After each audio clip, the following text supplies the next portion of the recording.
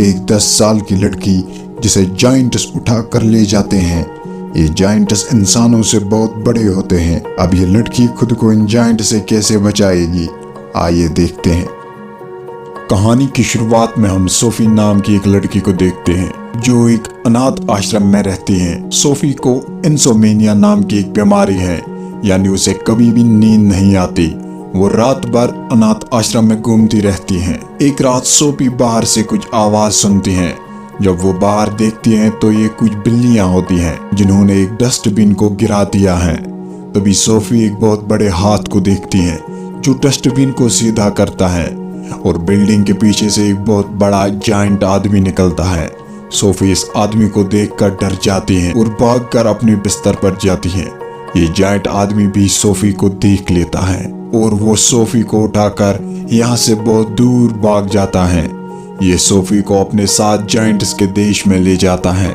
Sophie को अब लगता है कि ये जायंट इसे खाने वाला है, लेकिन ये जायंट आदमी कहता है कि मैं इंसानों को नहीं खाता। इस जायंट आदमी का नाम BFG होता है। ये सोफी को यहाँ इसीलिए लाया है क्योंकि सोफी ने इसे देख लिया था, और अगर वो इंसानों को जायंट्स के बारे में बोल देती तो इंसान इनके पीछे यहाँ पहुँच जाते और इन्हें पकड़ लेते हैं। यहाँ और भी जायंट्स होते हैं, लेकिन वो इंसानों को खाने वाले जायंट्स होते हैं और इन जायंट्स के सामने BFG बहुत छोटे होते हैं। सोफी BFG को कहती है, मैं किसी को नहीं बताऊंगी, मुझे वापस अपने घर ले जाओ।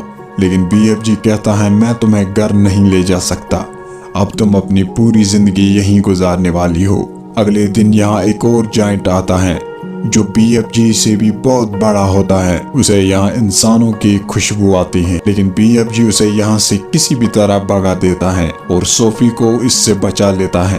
अब BFG सपने पकड़ने के लिए जाता है और सोफी उसके साथ जाने की जिद करती है। BFG सोफी को ले जाने के लिए मान जाता है। जब ये दोनों सपने पकड़ने के लिए यहाँ से जाते हैं तो बाहर बाकी जायंट सो रहे होते हैं। ये दोनों इनके बीच में से चुपचाप निकलने की कोशिश करते हैं, लेकिन सारे जायंट्स जाग जाते हैं और BFG को पकड़ लेते हैं। इन जायंट्स को BFG का कहीं और जाना अच्छा नहीं लगता, क्योंकि इन्हें डर होता है अगर इंसानों ने इन्हें देख लिया तो इंसान इन्हें पकड़ लेंगे। सारे जायंट्स मिलके BFG को बहुत परेशान करने लगते हैं। सोफी चुपके से एक गाड़ी में छुप जाती है। तभी बारिश होने लगती है। सारे जायंट्स पानी से बहुत डरते हैं और वो यहाँ से भाग जाते हैं। BFG और सोफी यहाँ से निकलकर सपनों की दुनिया में जाते हैं, जहाँ से ये दोनों सपने पकड़ते हैं और सपने लेकर इंसानों के देश जाते हैं और इंसानों को बहुत अच्छे सपने दिखाते हैं ताकि वो हमेशा खुश रहे। अब यहाँ BFG को पता चलता है कि सोफी का ब्लैंकेट जायंट्स के बीच छूट गया है। BFG जानता है अगर वो सोफी को अपने साथ वापस ले जाएगा तो वो जायंट सोफी को खा जाएंगे, इसलिए वो सोफी को वापस उसके अनाथ आश्रम में ले जाता है।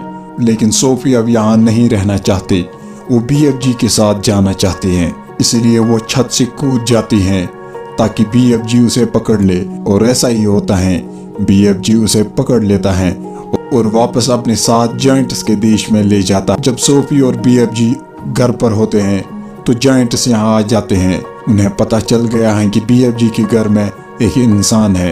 ये लोग सोफी को हर जगह ढूंढते हैं, लेकिन सोफी एक पेड़ के अंदर छुप जाती हैं। जायंट्स अब इंसानों के देश में जाते हैं और यहाँ से बच्चों को उठा लेते हैं। सोफी और BFG जायंट्स को पकड़ने के लिए एक तरकीब निकालते हैं। ये इंग्लैंड की रानी के लिए एक सपना तैयार करते हैं, जिसमें ये उसे दिखाते हैं कि जायंट्स इंसानों को खा रहे हैं, लेकिन एक जायंट अच्छा है और वो इंसानों की मदद करना चाहता है। रानी जब सपने से जाग जाती है वो बहुत डरी हुई होती हैं। जब वो अपने कमरे के पर्दे खोलती हैं तो खिड़की पर सोफी होती है। दरअसल BFG ने सोफी को भी रानी के सपनों में डाला था और रानी सोफी को पहचान लेती है और अब BFG भी रानी के सामने आता है। वो बड़े अदब के साथ रानी के सामने झुक जाता है। रानी इन्हें एक शानदार दावत देती है और BFG इन्हें बताता है कि 9 ऐसे जायंट्स हैं जो इंसानों को खाते हैं। रानी उन जायंट्स को पकड़ने के लिए BFG के साथ अपनी आर्मी भेज देती है और आर्मी जायंट्स को पकड़कर एक आइलैंड पर छोड़ देती है। क्योंकि जायंट्स पानी से बहुत डरते हैं तो ये कभी भी यहाँ से निकल नहीं पाएंगे। सोफिया अब रानी के साथ उसके महल में रहती हैं और BFG अपने घर में यानी जायंट्स के देश में, और यहीं पर कहानी खत्म हो जाती है।